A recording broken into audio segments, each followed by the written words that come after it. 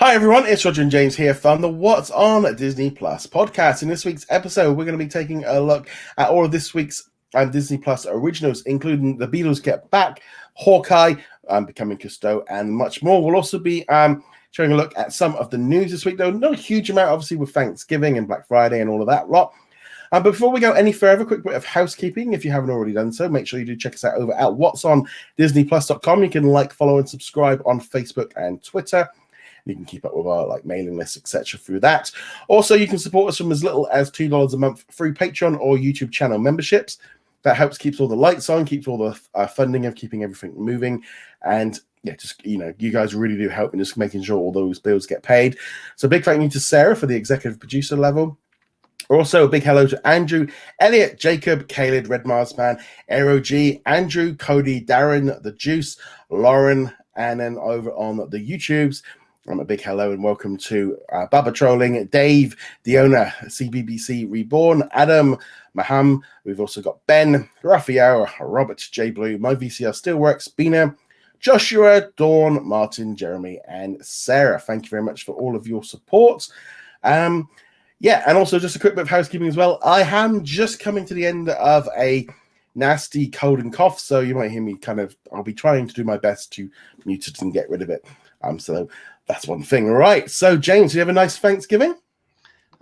Decent Thanksgiving. Had a Zoom call with my folks and my sister who's over there in Scotland. So not an ideal Thanksgiving, I suppose, but still a good one. Yeah, I mean, I'll be honest. For me, it was a little bit of a situation where because I knew it was going to be quietening down a little bit, I was keeping a lookout for any news and stuff, but I did actually just try and have a little bit of a couple of days where I did it half days because it was right, okay, let's just relax a bit. Everything's shut down. Let's have a little bit of some time off, especially with not feeling great. It did actually work out pretty good with that one. But let's jump into the news first off. So there was a couple of little things that came out at the beginning of the week. The first off, the big announcement really was that we're going to be getting, or especially in the US, you're going to be getting Ron's Gone Wrong. So this one's going to be arriving on Disney Plus in the US on December the 15th. It had already been previously announced for other countries like the UK. That's because we don't have a HBO deal, which would have stopped this moving. Because what's been the problem for the last few years since Disney Plus launched is 20th Century Studios had a deal with sort of HBO, which they signed nearly 10 years ago. And that contract comes to an end in 2022. So what's actually ended up happening is they've kind of made a new deal, and this was from Variety, where HBO Max will continue to get access to all of the 20th Century Studios films until the end of 2022. And then from there, Disney Plus and Hulu will then get access to a selection of titles from now on until the end of 22. But HBO and HBO Max will maintain its Pay One TV window exclusivity for approximately half of the slate through 2022. And the first title that will be shared will be Ron's Gone Wrong. So that's a pretty cool one. So there's a couple of things I just want to bring up there. First off, this deal will not be extended. It's not going to be extended once it's done. It's literally like a little bit of, they've probably got about 18 months left of the contract, maybe even a little bit less than that. And they've done this deal. They've also got the rights to do ad placements within those movies. And just in general, it just means the key thing as well is HBO Max is getting them early as well. Because ultimately before this, they were going to be getting them maybe 9 months later, 6 to 9 months. So they're all kind of gaining from this. I don't know if there's been any money spent. I suspect there might have been. But it allows Disney to kind of make the most of some of its titles that it's releasing over the next year. But to note, not all of them.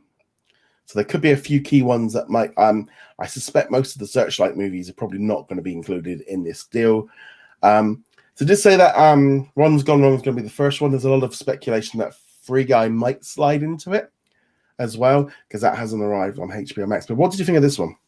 Yeah, it's good news for both Warner Brothers and Disney. Anytime they can come to some sort of agreement like this, works out pretty well for both. I think obviously Disney gets the slightly better one because HBO really does need or benefits from having the content. I don't think they need it at this point, but here in the States, it'll be nice to be able to get those on Hulu. Ron's Gone Wrong would be one that'd be great on Disney Plus. But yeah, Well, that's where it's going. Good. Yeah, so I think I think we're going to get things like this. Run's Gone Wrong will go to Disney Plus. I suspect West Side Story is probably another one that will go to Disney Plus. Probably maybe around February time.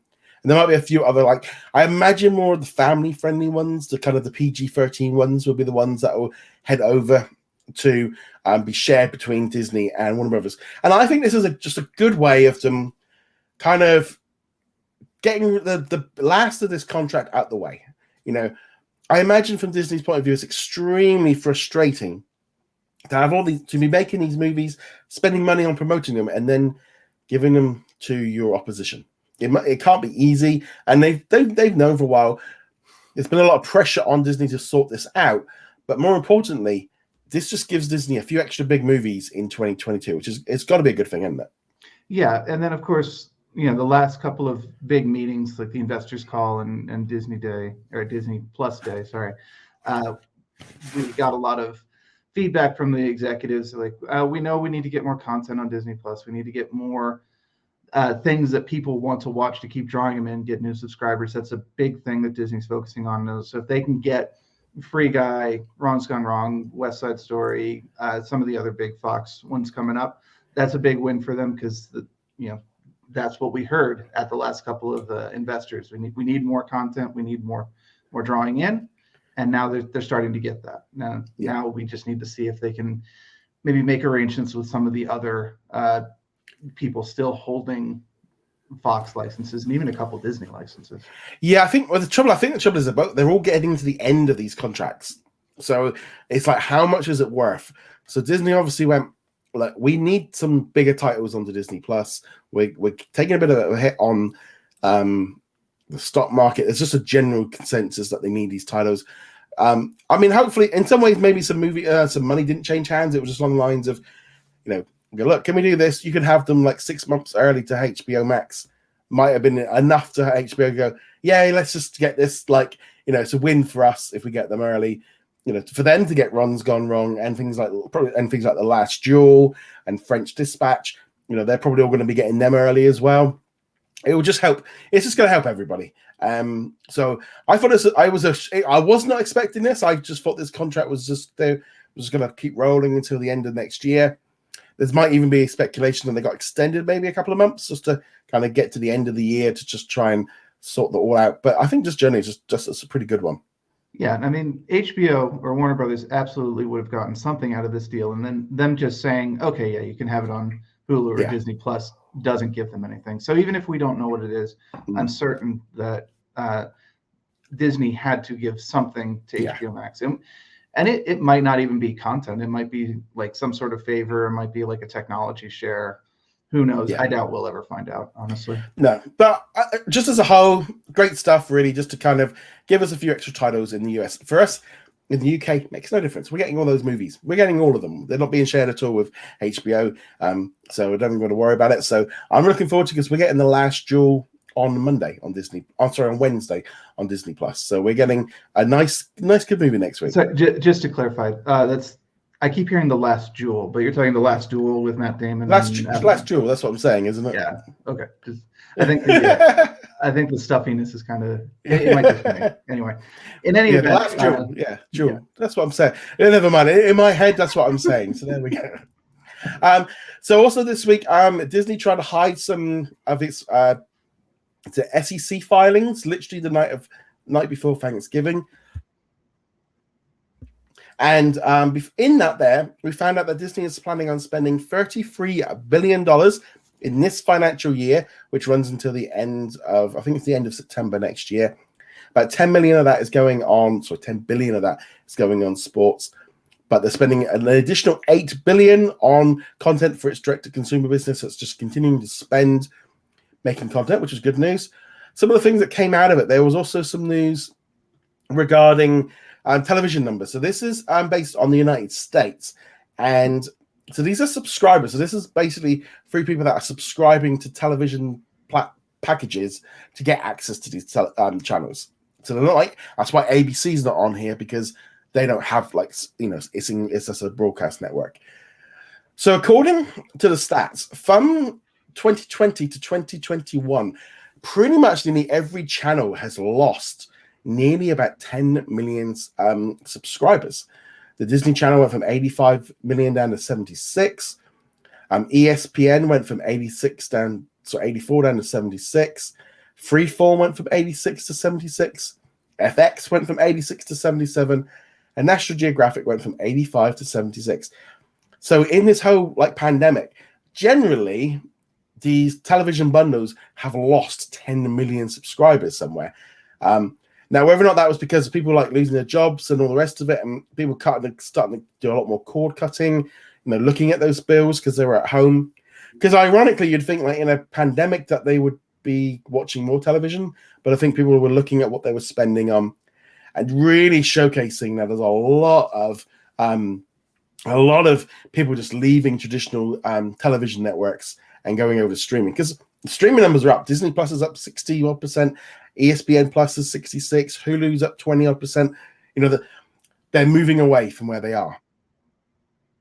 Yeah, and I think part of it, is a certain amount of control that people at home have over the content that they watch. If you're watching traditional television, especially in the middle of the day with a lot of people working from home, you're going to get daytime television. And there's a reason we don't see daytime television picking up a lot of awards or generating a lot of buzz.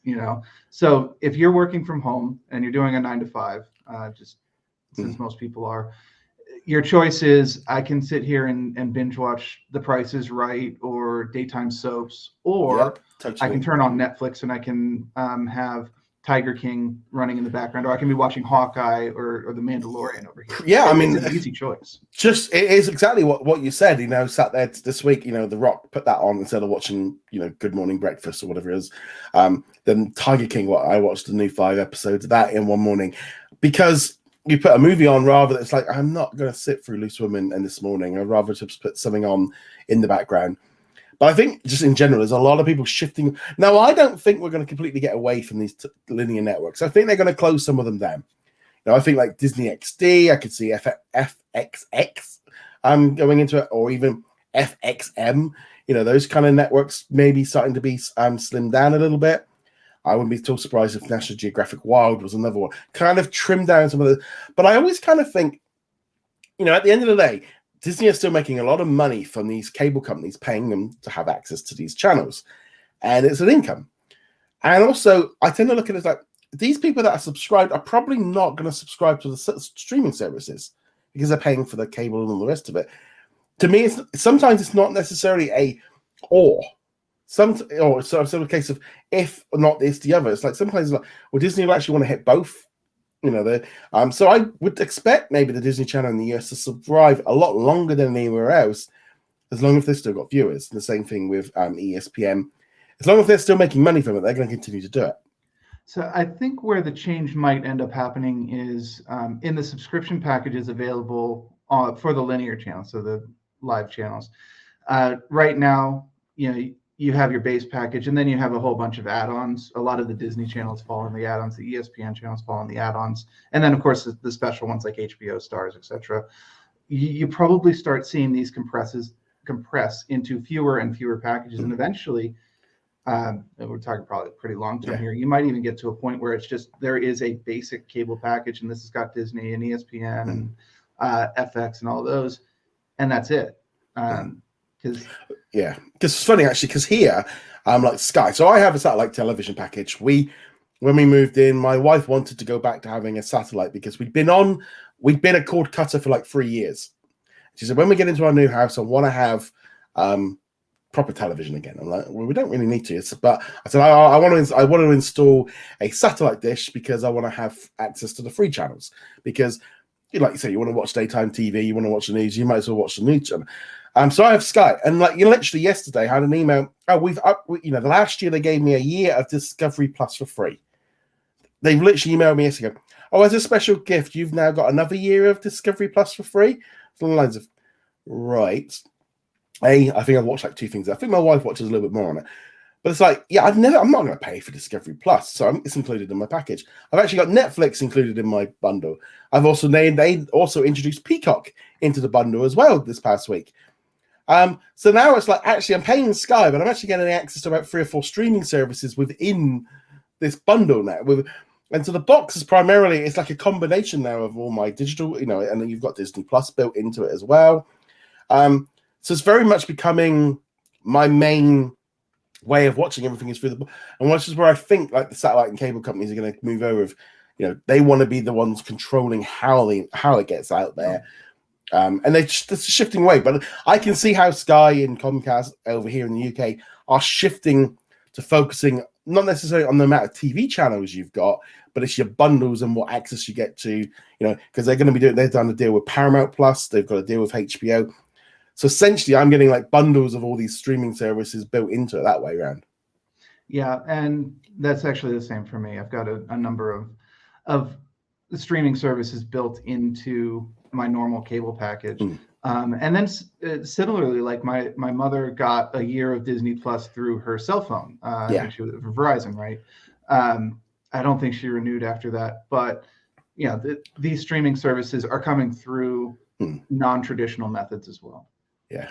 Well, my parents have they have one of my they have access to one of my accounts because literally I think they watch a little bit more now, but it was literally the only reason was just so my dad could watch The Mandalorian. That was pretty much the only reason they would watch it, but they are watching a little bit more on it. But I think just as a whole, television networks and stuff are dropping, and we're going to continue to see it drop.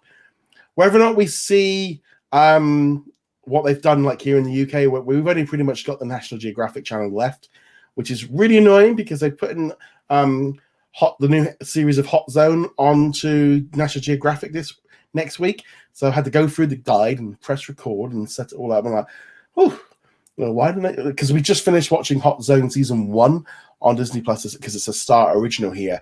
Man, it's freaky watching that now. Like after it, and they're all talking about this fundamental idea of what would happen if we don't want to press that emergency button. Well, the world did, and we didn't react well. So it's good, and they're all full of hope, and then they're going, guys, it won't work. Yeah, no. Between Chernobyl a couple of years ago on HBO Max, and then Dopesick, which is done here, but I guess you guys still have some episodes left, and Hot Zone, just like, okay, we learned nothing. Cool. Yeah. Good job, guys. No, so let's jump into some other reviews. So that's because there wasn't a huge amount of news this week, as we expected with the thing. And the only one I will bring up is if you are in the US and you haven't got Hulu, have a look now. You can get it for about 99 cents a month or about a year. So it's a really good bundle. Just so you can watch, if you can just watch the Hulu originals, you're good.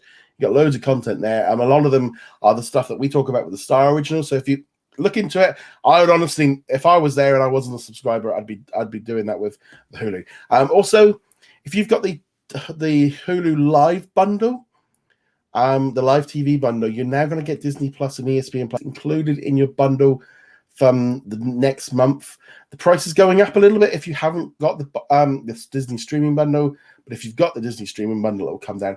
Why anyone is paying $70 odd a month for Live Hulu, I do not understand. But again, it just feels like a weird combination of doing streaming your live package. I don't know. Never mind. That's nevertheless. Let's jump into the reviews. So let's start off. We got quite a few ones to run through. So let's start off with the fun one. Hawkeye. First 2 episodes dropped on Wednesday. I really enjoyed it. I wasn't blown away. I'll be honest, I wasn't necessarily blown away with this series.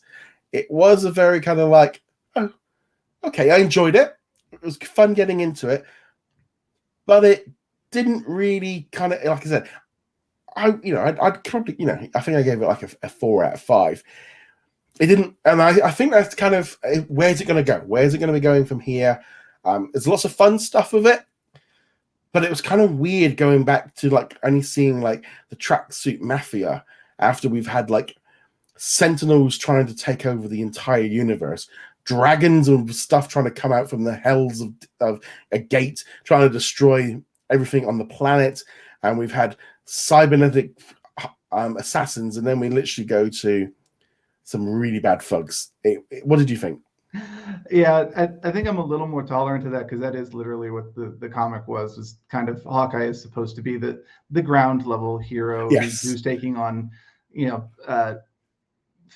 fairly incompetent Russian mafia who are entertaining. I mean, they're very entertaining, but you don't get the sense of threat from them the way you did from any of the characters, even in Falcon and the Winter Soldier, or heck, even WandaVision had that kind of underlying tension going on.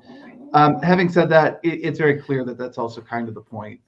You had the Hawkeye interrogation scene mirroring back to Black Widow's introduction in the Avengers movie, and it's like, okay, you guys captured me. Let's talk. I want to talk to your boss.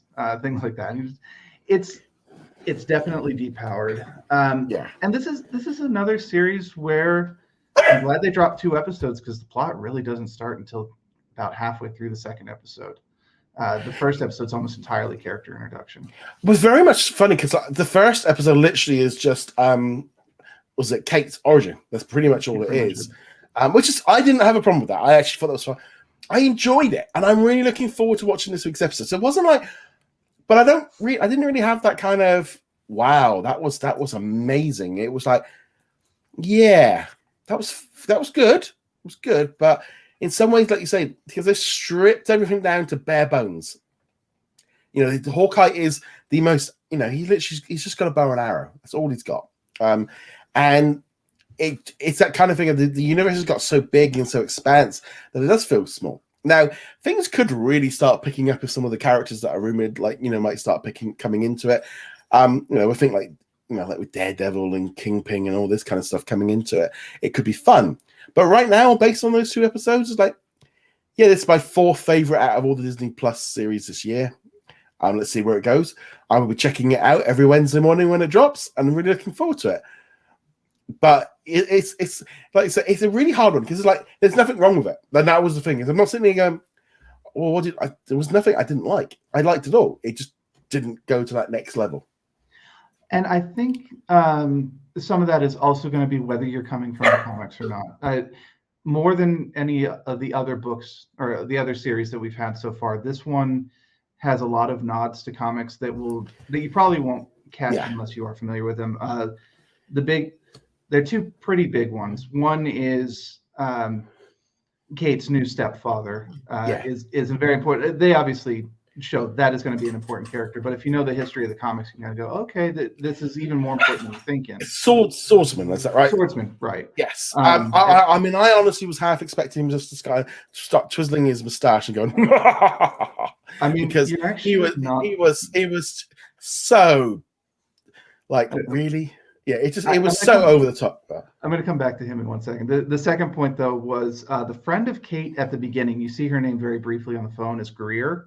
Right. Is probably a reference to Tigra, an Avenger who turns into a human cat.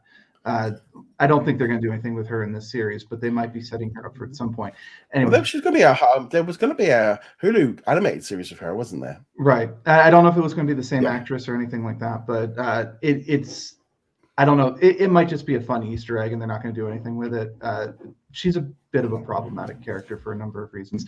In any event, when I was first watching this show, I looked up the actor for the Swordsman. And it's Tony Dalton, but I originally read it as Timothy Dalton. I'm like, Timothy Dalton, man, I can't even tell that's James Bond under all that makeup, and he's doing a great job twirling. No, it's not Timothy Dalton. It's you're still muted. Oh, what was he in? He was in something where he did have a moustache, wasn't it? And he was a really bad villain. And very similar. He was the villain of Hot Fuzz, wasn't he, Timothy Dalton? Yes, yeah, with a little moustache, yeah. It's still one of the best action movies of all time. Yeah. I mean, you can't beat the Cornetto trilogy. Yeah. It's fun, but I feel like I almost feel like we need to see where it goes.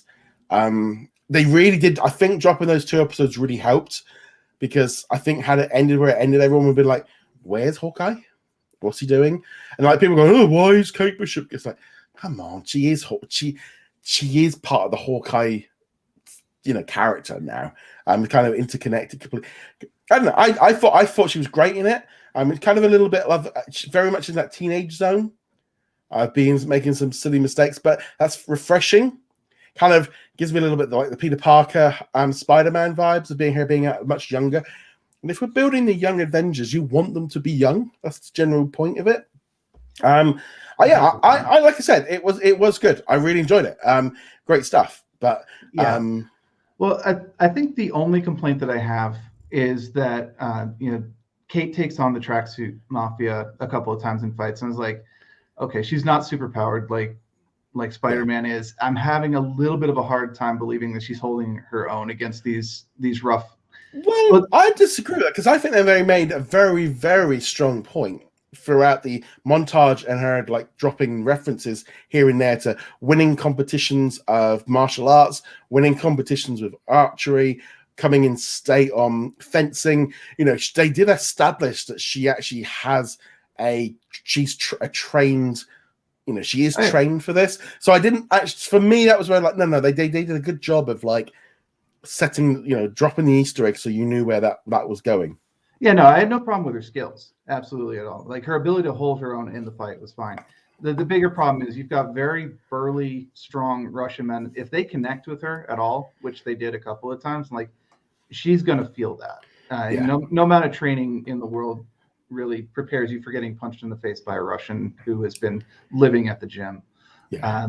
That was the only real complaint. We will see where it's going. I mean, the character introduced at the very end of episode 2 suggests we are about to ramp up into much more interesting territory. Well, I mean, essentially now we're already a third of the way through the series, right? And that's 6 episodes. We've already done, we've already done 2 episodes. So so I think that kind of it's got us into it, and I'm looking forward to it. I'm literally as on the signs of great. I think I always was like, even at the beginning of the year, Hawkeye was always my least favorite of all the ones they were announcing, and even that was with Miss Marvel. It always was at the bottom of the pile of all the ones I wanted to watch. And yeah, it did exactly what I wanted. It's it's great. We're on another episode on Wednesday. Perfect. So that was pretty cool. We also got let's talk now the Beatles. The Beatles get back. So we had 3 episodes drop this week. So we had 1 drop on Thursday, 1 drop on Friday, 1 drop this morning. 3 parts, all around about 2.5 to 3 hours a piece. That's 6-7 hours of footage. I was lucky enough that I was able to watch them last weekend. I was able to watch them, so I got a little bit of a heads up in order to kind of, because had I had to watch it this week, it would have been a bit of a struggle. I think just watching as a whole, and I'm going to be honest, this was a situation where I enjoyed it, but I had some major problems with it. It's like, I really enjoyed the music. I've been listening to Get Back anyway for the last couple of weeks, building up to it. So I was much more used to those music. Because while I've been used to hearing the Beatles my entire life, grew up, on it. I was making a joke earlier on social media about the fact of, well, one of my first records was Paul McCartney, but it was just happened to be the Frog chorus rather than anything else. And so I grew up with them, had already been broken up, and I remember buying the One album with all them number ones. I think I bought it for my mum, but I made a copy before I gave it. When we used to do that, where you used to buy people CDs or tapes, and you'd make a copy before you'd give it to them as a present. I normally did it after I gave him his present. Like, oh yeah, let me just grab this for a second. But so I wasn't too familiar with some of the songs, so I enjoyed that aspect. I really enjoyed in the 3rd one that dropped today was them performing on the rooftop, them performing the songs in full. The whole aspect of the police trying to close them down because they were doing an unexpected gig on the top and the problems that it was causing. I really enjoyed. So like a good hour and a half of today's episode is really good. I watched it again this morning. So I've actually watched the episode twice. So that shows that. My problem was there's a lot of just rehearsing, a lot of just messing about. You basically, I mean, it's almost like, there's stuff to this documentary, which is great. Peter Jackson explained last week that I was on like a Q&A with him, and he was explaining how the technology they came up with to do the audio, where they could strip the audio out and extract everything individually. So what they would be doing is, like, when they're having a private conversation, they were actually strumming their guitar to try and hide it from the recording. So while they're having a private conversation, but this new technology is able to take out all the instrumental. So you just got them talking. So you got a nice, crisp version of them talking, which we'd never heard before. Had this been released back in the 70s, you just wouldn't have heard all this stuff. Because not only did he have hours and hours and hours of footage, he also had even more audio footage. Because when they were filming it, they were hiding microphones all over the place.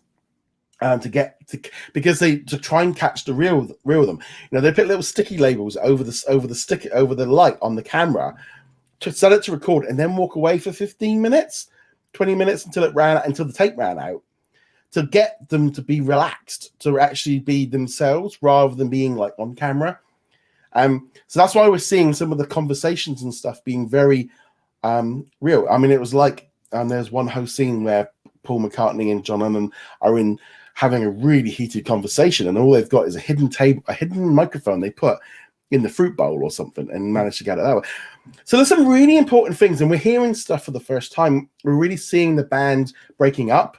You can see the problems manifesting between them, especially in the first episode. You're really seeing how they've all been apart, and they've all come back together, and they're struggling to get the groove together. They've all got used to being on their own and having control. I think by the third episode, they're all in a really good place. There doesn't seem to be a lot of arguments and stuff in the third episode. They've kind of got together but they're trying to do too much, and there's too much pressure, and they crumble in that first episode. The second episode, they're in the rehearsal room, and the problem is with this one is it's so long. It's a 7-hour movie. There was originally going to be a movie that was going to be released in cinemas. I think had it been a 2.5-hour movie, it would just squashed it there. And I think more of us would have enjoyed it. I feel it's way too long for the mass majority of people to actually watch it. I think for diehard fans, they're going to love it. I think for music historians and stuff, they're going to love it. There is nothing wrong with it as it is, but it is not. I don't think this is mainstream. It was being pushed as a mainstream thing, but it was so niche. I really feel like it was a bit too niche. I mean, if it was anybody other than the Beatles, no one would be pushing for this at all. That's why it's mainstream. It's because it's the Beatles, and it's new footage, new audio, etc. But yeah, as we talked about in the run up to this, one of the things with Peter Jackson's work is he has a tendency to just let them go, completely let them go. The other documentary by him that I saw, They Shall Not Grow Old, did not have that problem. In fact, I could have gone with that being a little bit longer. But in general, his works are just like, dude, get an editor and cut this down. So I have not seen the third episode. That dropped. It did not drop early enough for me to watch it before this recording. I didn't watch this. I watched the first 15 minutes of the second episode and the first half hour of the first one. And those I was not time pressed. I just stopped watching them. I think it's like you said, people who are really big Beatles fans absolutely watch this. This is a side of the Beatles that you've heard about. Obviously, we know what happened because they broke up, but you've not heard these conversations before. And it really does give a lot of insight, and it does kind of challenge the whole Yoko Ono thing that a lot of people have as well. It does supports it, and I mean, there's a couple of times in there where she's screaming down the microphone while they're singing and stuff, and it's funny because Paul McCartney's kid does the same thing, and it was like actually she's slightly better at it. But there was a whole thing at the beginning with a little bit of a conversation about, oh, well, the Beatles break up because Yoko Ono sat on something and broke it or something. And she's very much, she just doesn't leave his side. And we've got the advantage of history. I mean, I think even Paul McCartney has said, because there was a few things that they wanted. They wanted this to be, they didn't have any restrictions. The only thing is Disney wanted them to edit like the swearing and the smoking and any drug references out. That was a flat refusal. It had to be included. They didn't want it edited.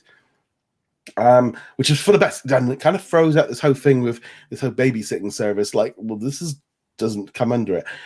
And then there's a whole kind of thing as well of like, I think like some people are like watching this going, oh, you could really see them all struggling. Because obviously, I think Paul McCartney became, he was the one he was the reason behind the breakup. And he went on and had a big career. And then obviously with what happened with John Lennon, they all had really successful careers afterwards, but you can also just see, they were not the guys that came together when they started the Beatles.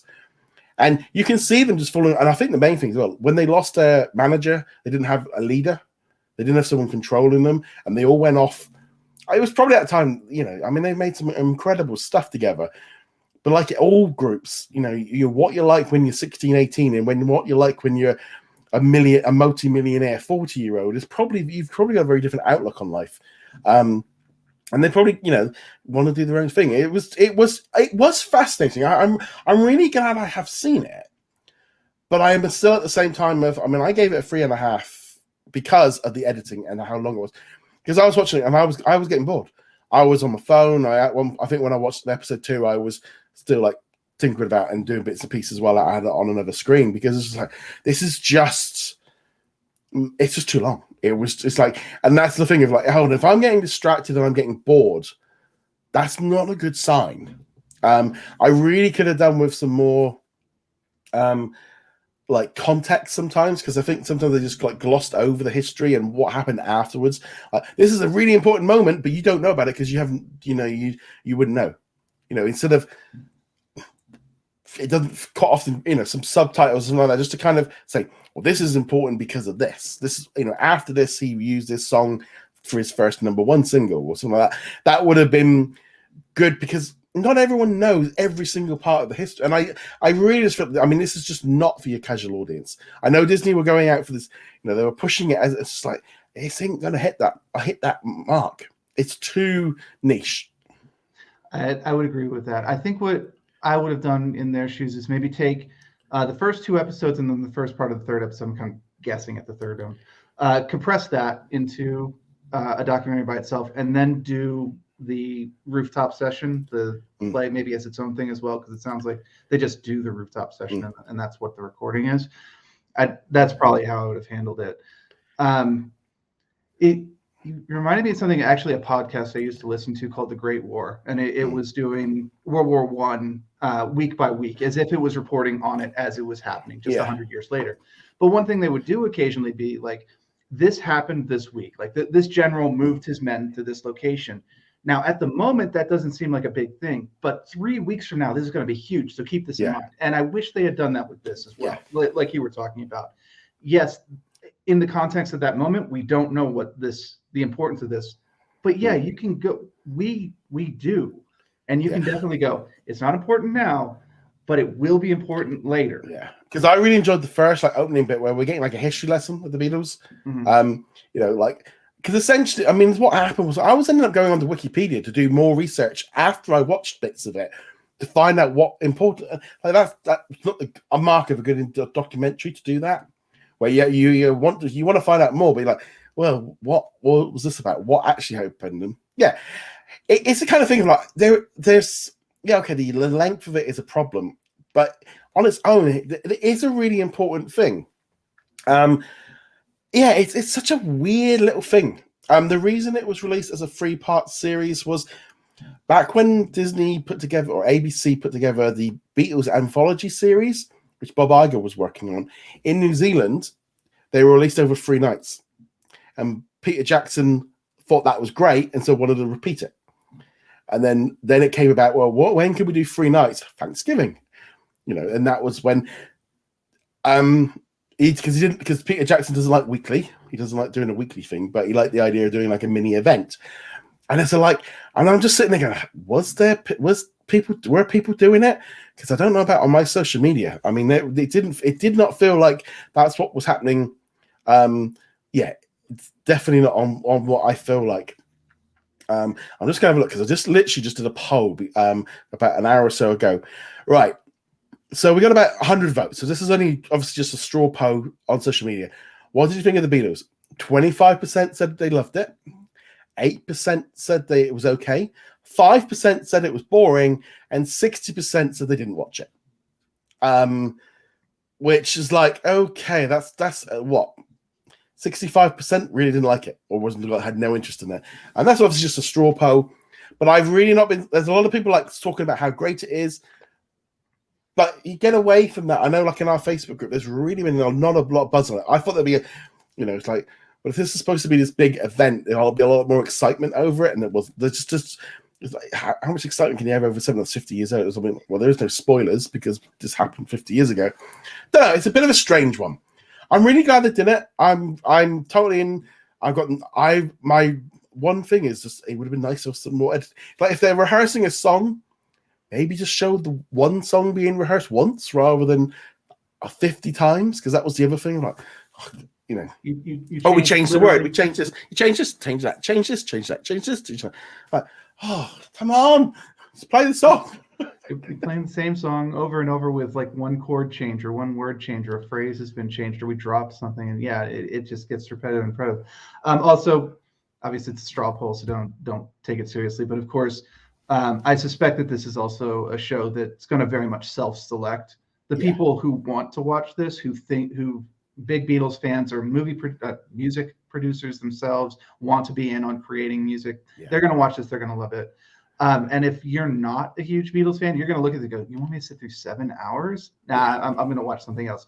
So I suspect you'll see the ratings, especially user ratings, trend pretty high, but that's because the people watching it already know they're going to want to watch that. I'm really looking forward to what happens. Obviously, like I can see it trending already.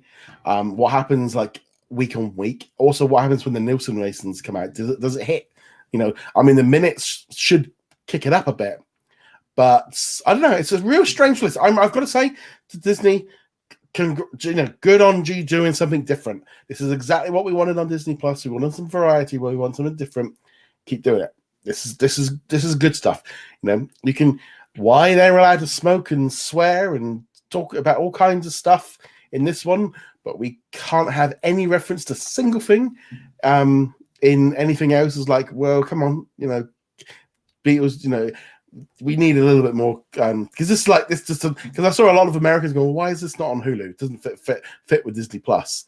It's like, well, yeah, this is the problem with Disney Plus. And I had a lot of messages and a lot of emails asking, what time is, and then people, because I did an article like what time was it on, because I do that for all of them because people are asking. Well, I'm not getting up at 3 o'clock in the morning to watch it. I'm not getting up at 3 o'clock in the morning to watch the Beatles, and what time's that? I'm going to miss it because they're going for an older audience that doesn't understand streaming, so they're trying to get Disney Plus just to watch it, and they think it's on once at 3 o'clock in the morning. It's like no, and I've had to do at least a dozen emails to people saying to them, don't worry, it's going to be available afterwards. You can watch it whenever you want. You know, if you want to watch it in the evening, that's when it'll be there. It doesn't work like traditional television. And it's like, oh, like, and I've not seen, I mean, you know, in 2+ years, get the odd person. But this was like, what time's on? And can I watch it again afterwards? Like, this is like my granny ringing up. Or like, you know, the days when if you didn't watch it, you never saw it again. Because that's how we grew up watching television, you know, and this is, you know, that audience is looking for this. Yeah, no, learning how to program the VCR back in the day, you know, that was one of the skills that my younger sister learned was how to program the VCR so she could catch the figure skating competitions and watch those. But as much as we joke about this is a good thing. You know, this is going after an audience that would not be watching Disney Plus, and you know, even if they only turn on the Beatles and then never watch it again, okay, fine. But at least a couple of them are going to go, okay, well, what else can I watch here? And how many of them are never going to unsubscribe because they can't work it out? Well, I mean, that is certainly a thing. I mean, that is the gym method. Yeah. You know. I was just funny because you just reminded me of what my granddad did because he was so into technology. He had to have every gadget. And he brought the video machines. They brought in Video Plus. And they used to have a little code. They were like 5-6 digit code. So every TV series or every TV show would have a code.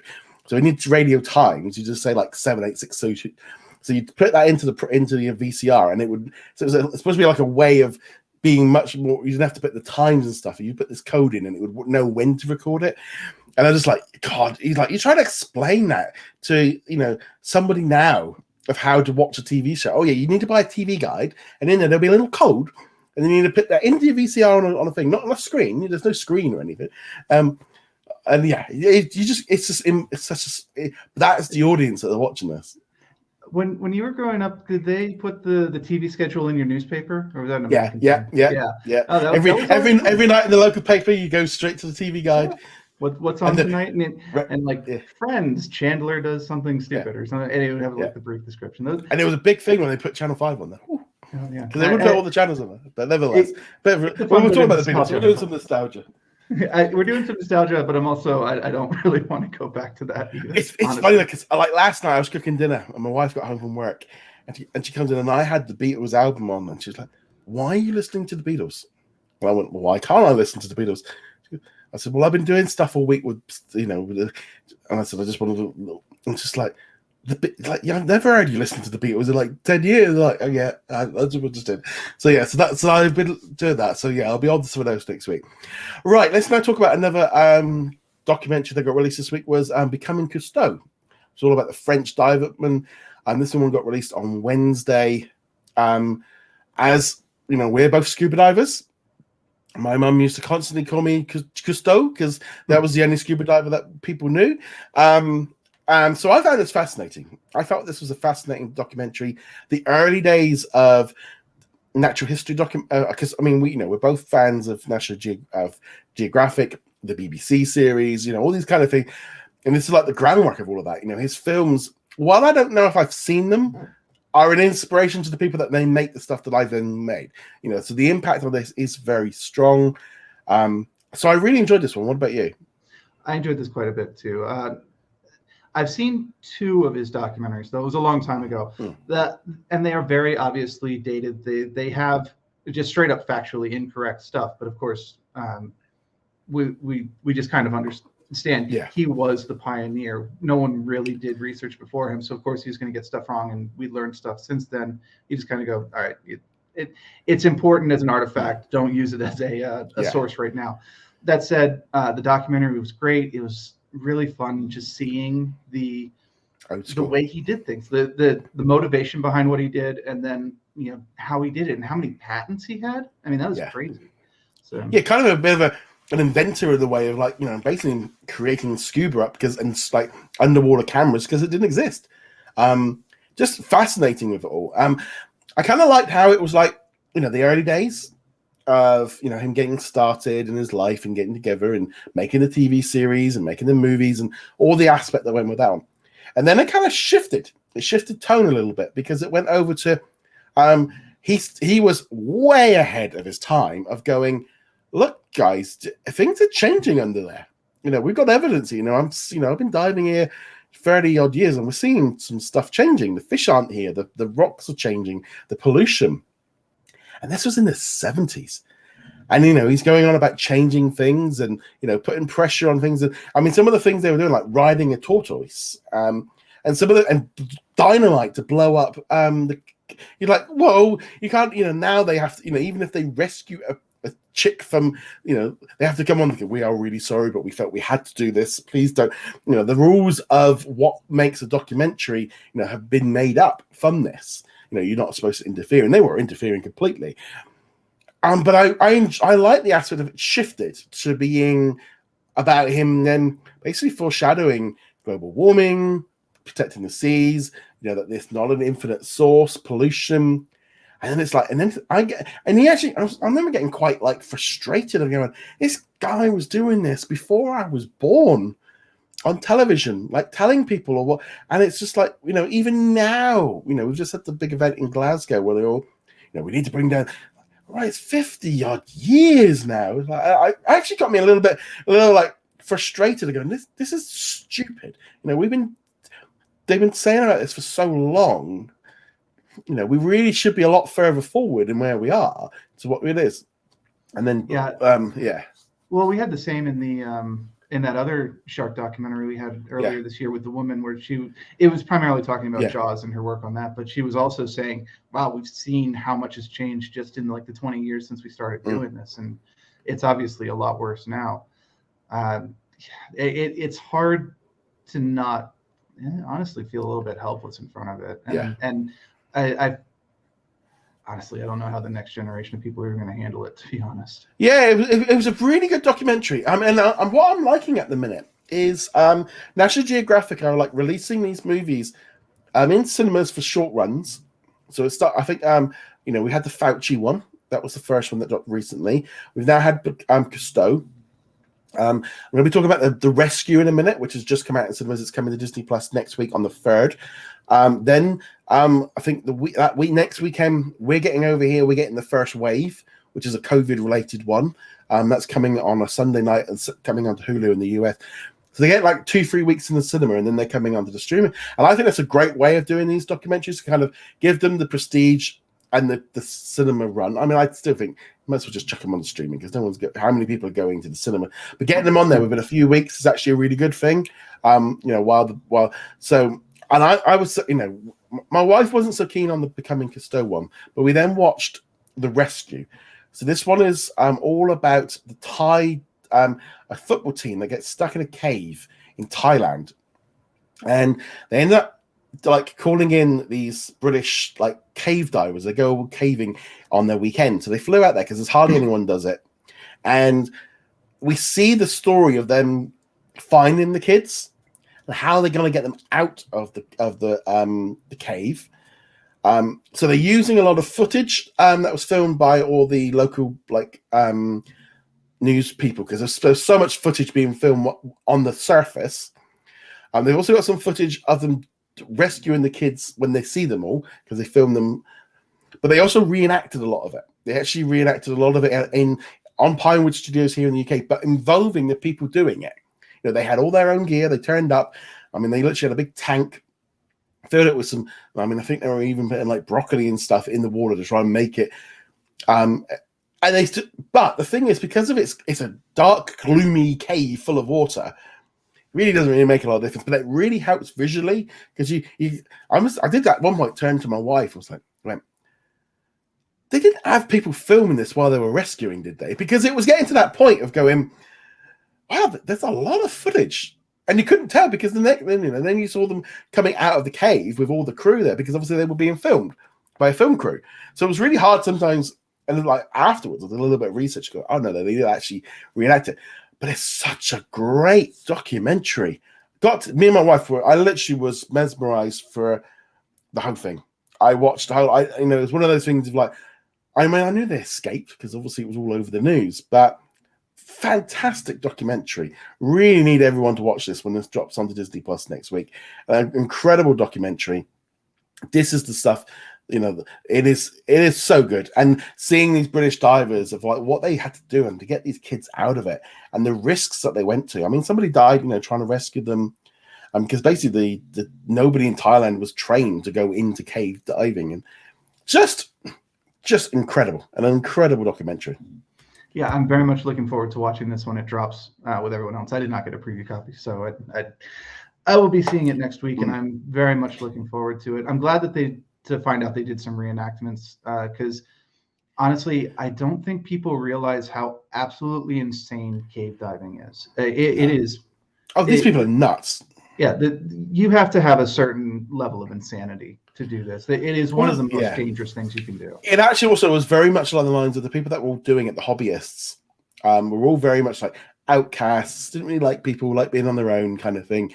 So they go into these caves. But I mean, I've been into some caves. And they're bad enough even without being underwater. And with scuba divers, it's just like a freak.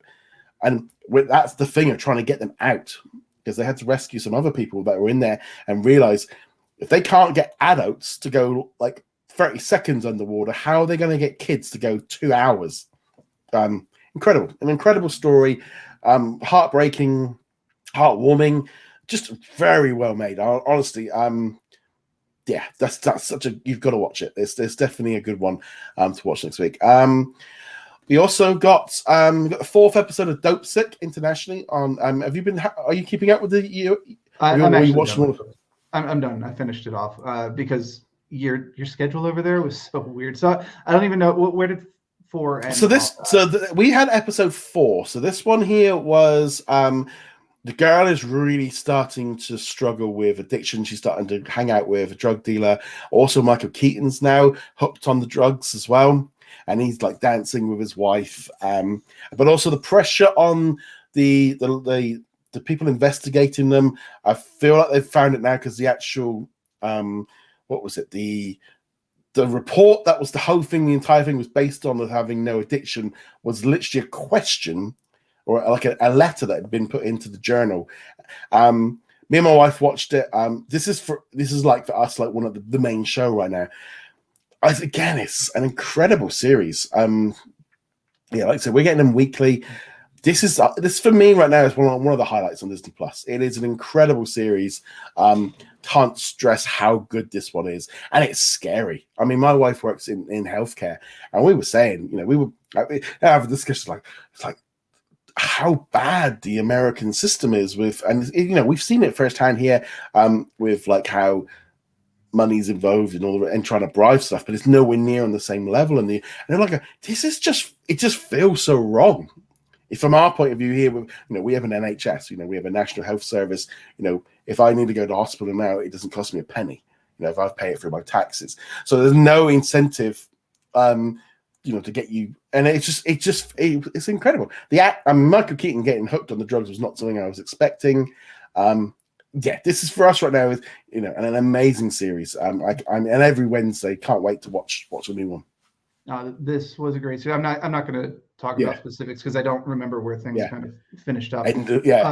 But this is really good. I would liken this to Chernobyl. I know I mentioned that previously. An amazing series. But that was a fantastic series, and I remember watching that week to week and going, just this continual feeling of like everything is awful and it's getting worse, and the people who could fix it are just burying their head in the sand and not fixing it. And you're like, oh well, thank goodness that couldn't happen here. And like, oh hey, here's Dopesick, have fun. I'm like, it is, and it's just like you can see them kind of doing it, and like how the doctors just like he's basically stealing stuff from his patients, weaning them off so he can have the drugs, and it's just it is an incredible series. The acting in it is, if this doesn't pick up some awards, I don't know what, because it's a fantastic. This is, I think, right now, in terms of like Disney Plus originals, this is in the top. I would probably say the top 3 or top 5 of the year so far. This is very much this. Only Murders in the Building. Probably I don't know if Falcon and the Winter Soldier or Loki. I don't know. Probably Loki. Probably my way. We're in that territory here. I was just realizing, I was like, oh, maybe we need to start compiling that list because we're getting towards the end of the year. I have already been started on the getting the voting ready for everyone to start voting on the best ones of the year. I need to put my list together.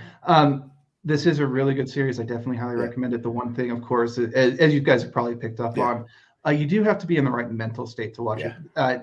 You will get angry at this. So don't. This is not the lighthearted right after family dinner. Let's put something fun on Hulu or Disney. This is be prepared to be angry and feel some things. That's what I love about it. I love the fact that you feel something. Same thing with The Rescue. That feeling of you got an emotion from it, and not everything can do that. And Dopesick is one right now that's getting that from me. And amazing series. Speaking of fun and stuff to watch. Oh yeah. No, I was just gonna say it is a good thing that it causes you feel things. You should feel things. I'm just saying, be prepared. It is not light watching. No, it's not something you just turn on. No. Speaking of light-hearted stuff, now let's talk about the Solar Opposites Holiday Special, which sees the Solar Opposites, which are some aliens that came to Earth after their planet was destroyed, and they get a machine that they want to experience Christmas because they're not feeling too good. They recreate Jingle All the Way. And step into a virtual version of it, cock it up, and then basically have to save Christmas because they've lost their holiday spirit. And the only way to do so is to kind of bludgeon the sun to death with the Turbo Man. I love this show. This is such an amazing comedy. I love Solar Opposites. It's on a different level to everything else. It's stupid. It's funny. I absolutely love Solar Opposites. I can't say that enough. I still haven't seen it. I have not seen this episode. I've not seen any of season 1 or 2, so I can't really comment on it. I think it does kind of keep bumping up the okay, you've got a little free time and it's a light week on Disney Plus to maybe watch something. it's not quite at the top of the list, but I'll get Yeah. there eventually on it. Yeah, honestly, you got to jump. It's such a great series. I'm really glad they did a holiday special, and it was good because it dropped on Monday. So it dropped kind of this week. It's been great for Disney Plus here in the UK. Literally, Monday was Solar Opposites, Wednesday was Hawkeye, then we've got Beatles the last. Literally like 5 days of drops this week, and then next week we've got a special drop on the Sunday. So it's just great to see all this content dropping. So that's another very high recommendation. Coming up this week on Disney Plus in the UK and Ireland, we're getting The Big Leap, which is a Fox show in the US. It's already available currently in Australia and New Zealand on Disney Plus. It's an original series dropping over the next couple of months. I've watched the first 3 episodes.